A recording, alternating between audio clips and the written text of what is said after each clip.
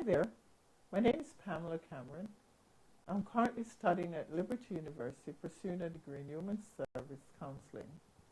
I will be discussing the topic of interpersonal communication. Here are some of the outlines. I will define interpersonal communication, define overarching goals, and identify them. I will also define the meaning of enlarging the conversation, give a description of my background, that will be a brief description, how my behavioral blend influence my conversation positively and negatively. I will also define potential barriers to my interpersonal context and how I deal with each barrier. I will identify and provide solutions to noise pollution, internally and externally. And last but not least, plan of action for my overarching goal. Defining interpersonal communication. Interpersonal communication is a subset of communication. This kind of communication involves talk and listen in ways that maximize the present of the personal. That's Stewart, 2012. Identification of overarching goals. One needs to establish and maintain the atmosphere and flow of the conversation by using the listening skills. One has to clarify the meaning and understanding of what the other person is trying to communicate. Check for assumptions. Restate the person's basic idea, emphasizing the facts that is being transferred. Reflect the person's feelings. This is taken from Bartley Allen, 1995. Definition of enlarging the conversation. Having a clear understanding of what is being said, how it's being said, and who is sending the messages. We should also have what the talker's intent, need to know what is the talker's intent, and what he or she expects the listener to hear. Reflecting interpersonal communication is reflecting and interpreting the message that is being sent. My background. I'm an African Canadian who currently resides in Canada. I have been a single parent for the past 30 years. I migrated from the Caribbean to Canada. I'm a mother of 3 children. I'm a Christian by religion. And I'm the last of 7 children. The only one of my siblings who are pursuing a degree. My behavioral blend. While there are many behavioral blends, there are 4 temperament models of human behavior. And I fall in the category of passive task-oriented. I am cautious, I'm competent, I'm calculating, and contemplative. This is according to Bartley Allen's description. How behavioral blend influence my conversation? In positive influence, I am stable, I am steady, I am encouraging. I always find areas of encouragement to empower other people. I am strong and persistent. I keep doing what I'm doing, looking to the future for the outcome, for positive outcomes. I do likewise to other people as I encourage them to empower themselves. I am kind. I'm generous to other people. and I'm understanding of other people's needs and issues.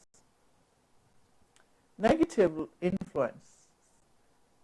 I am shy, sometimes reserved. I am cautious.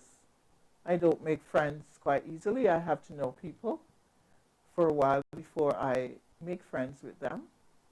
And I'm task focused. This is my task focus is focusing on what I have to accomplish more than I need to.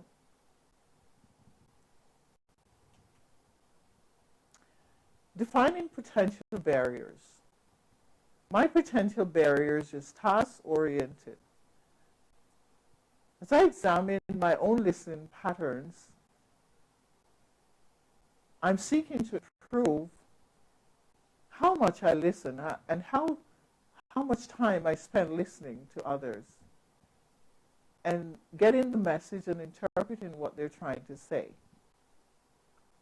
Instead of paying so much attention to my task that I have to accomplish. I also need to use my own verbal behavior more effectively. Speaking, that is to speak more often, express how I feel, and enlarge my conversation. And the barriers that are existing right now, like I'm shy, how am I going to address my shyness? I will speak about this in my next slide. I also identify my spirit of cooperation and facilitate other persons in their problem solving. According to Bartley Allen, this is what she expressed about my personality type. Dealing with my potential barriers. I plan to enhance my interpersonal communication to become more aware of my own inner feelings, what I feel inside, and how I express it. Not judgmentally, but to encourage others, while encouraging myself. I plan to engage in more self-talk, how I speak to myself. This is according to Bartley Allen's advice, engage in self-talk and self-taught. I will also practice more patience. Noise pollution. Noise are sounds that has no message. And it offers the hearing no learning experience, offering no understanding to the listener. Noise creates disturbance for some people and anxiety. Solution to noise. One can change their focus mentally. One can also change the environment as they are in a noisy area. One can also address the issue with the person who is contributing to the noise. One can also communicate with the person if a person is making an extreme amount of noise. The plan of action. My plan of action is to become a more ardent listener, receiving future knowledge of the communicating process. Continue to aspire to a level 1 stage of listening and motivating others to continue the same path.